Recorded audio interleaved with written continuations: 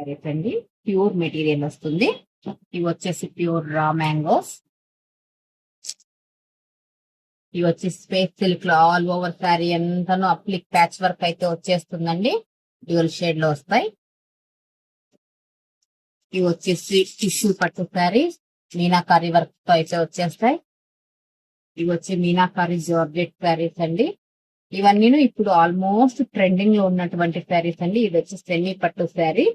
ఇవన్నీ ఇప్పుడు చాలా ట్రెండింగ్ లో ఉన్నటువంటి శారీస్.